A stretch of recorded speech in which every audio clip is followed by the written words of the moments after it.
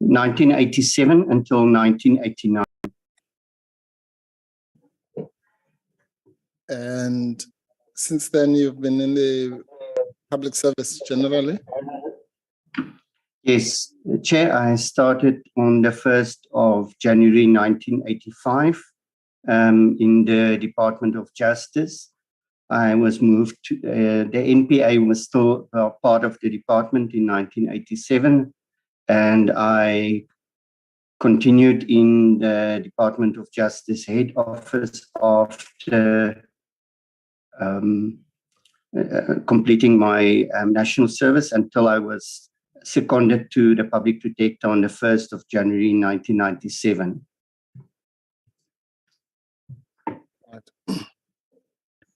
By national service, you mean serving in the South African Defence Force? Police service. In the police service, okay. I see. Were you conscripted? That's correct, Chair. But I see. I don't know those things. So you had.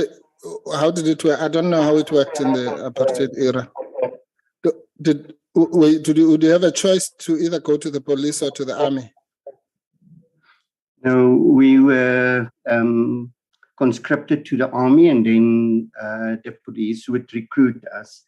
And I was recruited to the legal services of the SAPS. I see. Like, okay, if you put it in my language, you get conscripted into the Defence Force, and then you kind of seconded or moved to the, but it's still the so-called national service. That's correct, Chair. Okay. Which division of the police were you? Legal services. Head office. In Pretoria. Chair. That's correct.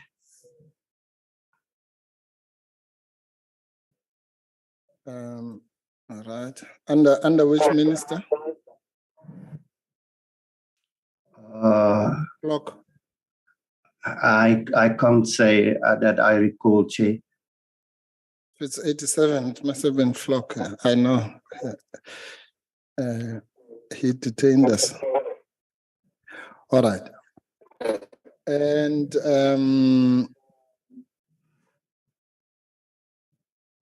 now let's move to you've said that, just to situate this, I'm going to do a few contextual issues.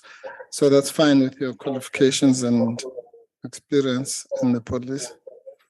Now, you've also testified that you had no issues with the public protector. You get along with her. That's correct, Chair.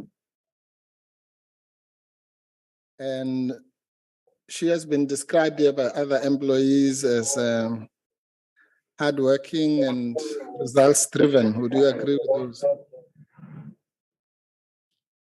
Yes. And the witness yesterday described her as soft-spoken, although she insists on her deadlines. Would you agree with that as well? Yes, Chair.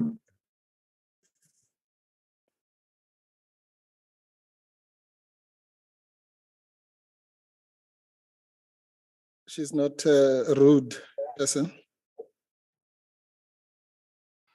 I have seen her lost cool on a few occasions, but generally not a rude person. Yes, Chair.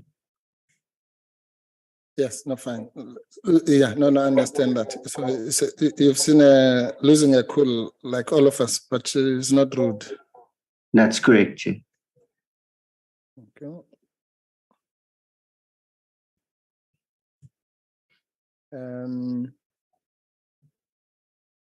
And you have said, I'll come back to this. As I say, I'm just flagging the issues now.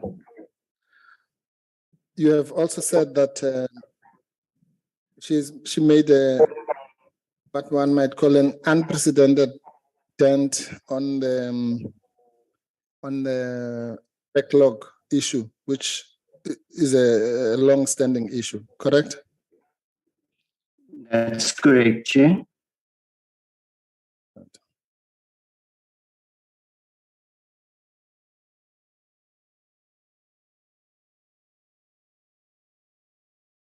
And of course, by now we all know about the famous 3 clean audits in a row. You can confirm as a person who has been there for a long time that that has never happened before? Yes, that's correct, Chair. You have served under how many public protectors? All of them? 4, yes, Chair. That would be Advocate Bakwa, Advocate Mkhwebane, Mkhwebane, Madonsela, and Mkhwebane. Advocate Mkhwebane, okay. Advocate Mkhwebane. Yes, yes.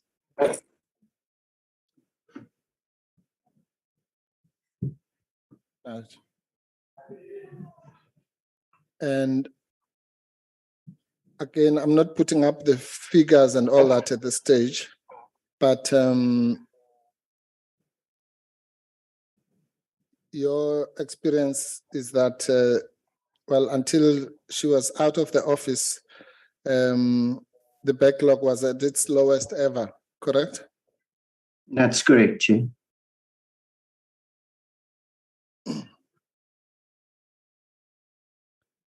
And I'll deal with this. Well, okay, it's not fair to ask you now because I think it's better when the figures are up. But so you don't have to comment if you can't without the figures up. But on my extrapolation of the drastic, what you've called the drastic reduction in the backlog, I think it was at some stage in her tenure standing at something like 1.9 or something, or 2.9. But my extrapolation was that the next figures, it could have even been at 0 or even lower, in the hundreds, let's put it that way. Would that be fair, or would you rather do that when we deal with the figures? Yes, it would be difficult to speculate. I'll address it, or I can speak to the figures, Chair. Yes, but what you can confirm is that it was on a serious downward trend. Yes, Chair, as reported in annual reports as well. Thank you.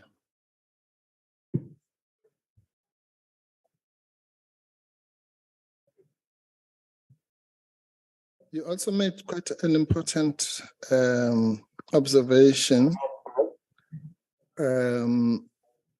regarding the factors, then let's call them the negative factors that affect output. And I think you mentioned the obvious issue of the lack of budget or sufficient budget, correct? That's correct, Chair. And then, of course, the issues of staff turnover. Yes. Correct? Yes. There's issues of training. Yes. As impediments. And of course, there's the issue of poor performance. Yeah, I have a different opinion. I have to qualify that as just a blanket statement of poor performance. Chair, as I tried to explain in my affidavit, it's my opinion. If you want me to venture into that, I can explain how I perceive it. Yes, but okay. Why do you want to explain that one and not the others? The reason I'm starting with it is exactly because you made a remark, which I don't know where you got it from, that I suppose it was directed at the questions that we have put, where you were saying that we bandied about the theory that everything was about poor performance. I just wanted to disabuse you of that, because since we've started here, we've acknowledged that there were several factors and that poor performance was just one of them. But anyway, so do you accept that, at least from me, that our standpoint is not that everything must be piled on poor performance, but that it's simply one of the factors like in any other organization. Yes, I would acknowledge that performance issues were also contributory factors. Thank you very much. That's okay. Then at least you and I have cleared that, because I thought you were accusing us incorrectly. It's I think one of the analysis that was made by one of the COOs actually listed about 4 or 5 factors. So you do confirm that there were other factors. And maybe let me assist you. The reason why maybe we looked like we're focusing on poor performance is because that's the as Mr. Jane confirmed yesterday, that's one of the areas that is within the control of the public protector. Unlike, for example, the budget. Do you understand that distinction? Yes, I call it the variables that were could have been attended to, or yes, like you say, within the control of the leadership. Okay, good. All right. So between you and me, at least we've cleared that we not accusing every trouble that happens at the public prosecutor's office to poor performance. Neither are we saying that people are all poor performers. We are simply saying it's one of the factors. So are you and I now on the same page on that? That's correct, Chair. Thank you.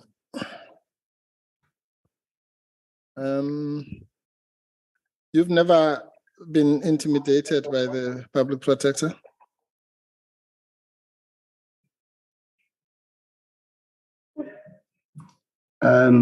Sorry, the word intimidation, but no, I've never experienced a negative incident with the public protector myself. Okay. You've never been victimized by her or harassed? Again, I wouldn't know how to contribute the definition of victimization and harass, but as I said, I haven't been the subject of any conduct that would be aligned to those kind of descriptions. With those kinds of connotations, yeah, broadly speaking, I'm not asking for technical definitions, correct? No, that's correct, sir. Thank you.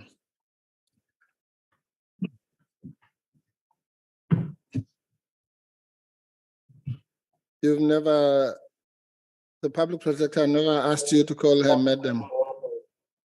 No, Chair.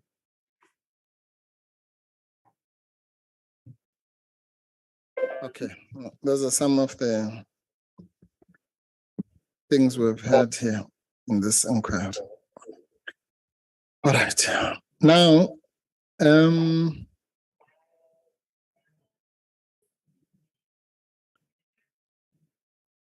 in fact, and again, I'm not getting into that issue now, but I'm asking it in a different context.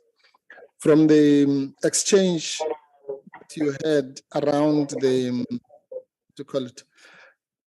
recommendation or unfinished document, that you remember the document you drew regarding the CX, well, not regarding the Reserve Bank matter, let's call it that. And my question is, you remember the document? That's correct. Yes.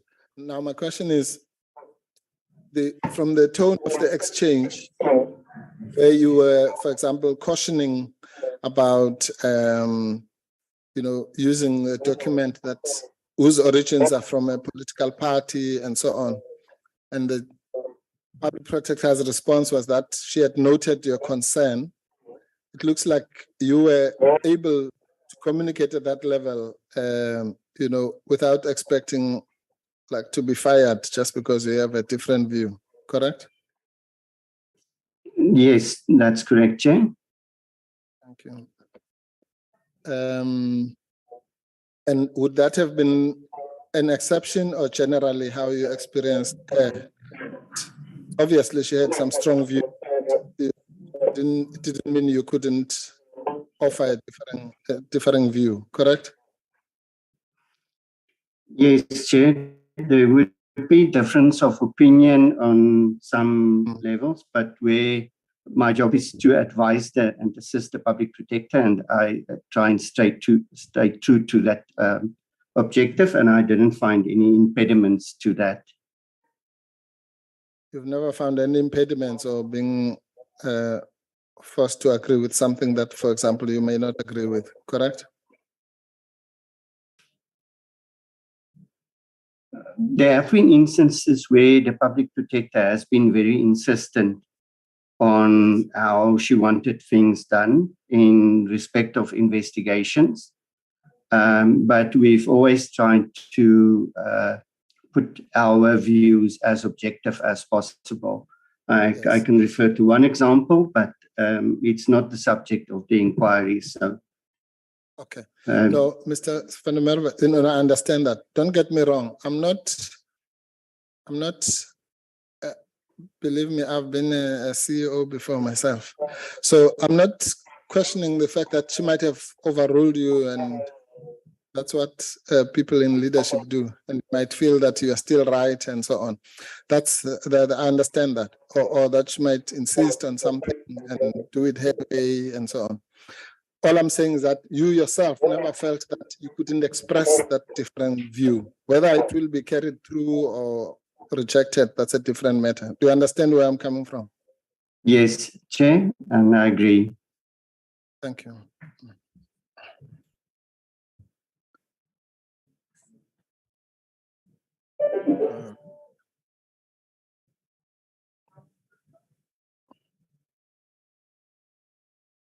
Now, can we just then go back to your career at the Public Protector's Office, the most recent part? You said that, okay, when was your first association with the legal department, and can you just describe it for the committee? What do you mean by association, Chair? I mean, okay, I'm assuming that you came from all sorts of other different backgrounds, or were you always in the legal department?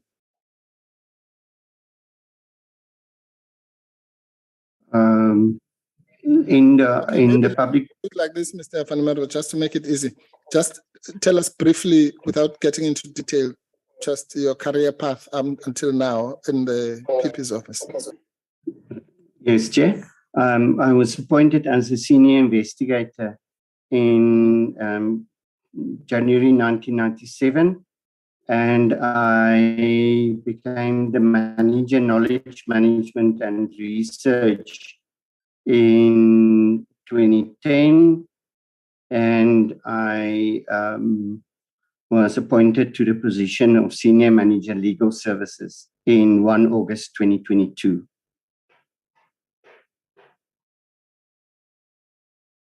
Okay, a few months, about 2-3 months ago. That's correct.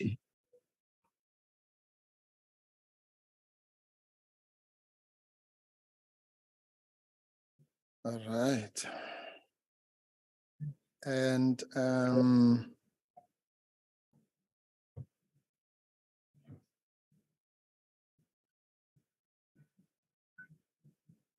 are you registered with the Legal Practice Council? No, Chair. Do you intend to? Oh, I am learning fast and I'm enjoying what I do. We will obviously explore that because currently it is an obstruction for us opposing matters internally, which is part of the objective of having internal legal services. So if I will find the time, we will engage them, I guess, on that. It's not something that I've thought about extensively. I did say to one of the colleagues that we want to try and enroll in the legal, the practice school. Okay. Yes, no, I think that's a good idea. So, and I'm relating that to one of the issues you raised in evidence. that, which I think is a very good idea, by the way, that you had intended that some of the, I should assume, some of the smaller matters can be handled in-house by yourselves as the internal legal people, correct? That's correct. And it was in that context that Mr. Sithole used to appear to save costs on matters where you did not need didn't necessarily need external expertise, correct? Yes. Until somewhere in the Northern Cape, it was pointed out that he would have needed to be properly registered, I suppose, with the LPC, like all other people who appear in courts and have right of appearance, correct? In the Lekwini matter, yes, Chair. Yes.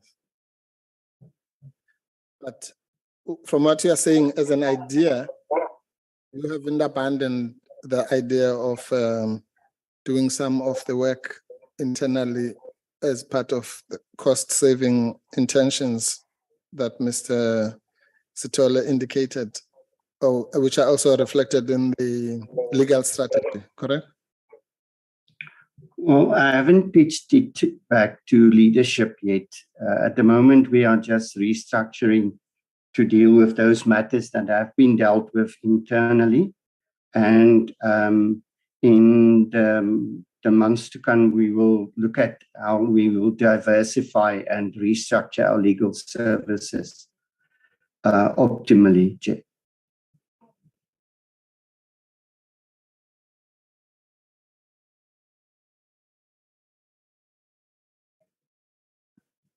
But even if you are not registered with the Legal Practice Council, I assume that you are aware of the requirement for legal practitioners, the professional and ethical requirements, correct? That's correct, yeah. And to the extent that you can, you observe those, even though you might not be formally registered, correct? Yes, Jay. Particularly in your field, and as you've correctly pointed out, sometimes there might be clashes of ideas, but it's important as a lawyer that you stick to your professional integrity. In other words, you express your view. And as I said earlier, whether it's accepted or not, that's a different matter. But at least you express your honest and professional view on any matter, correct? Yes, Jay.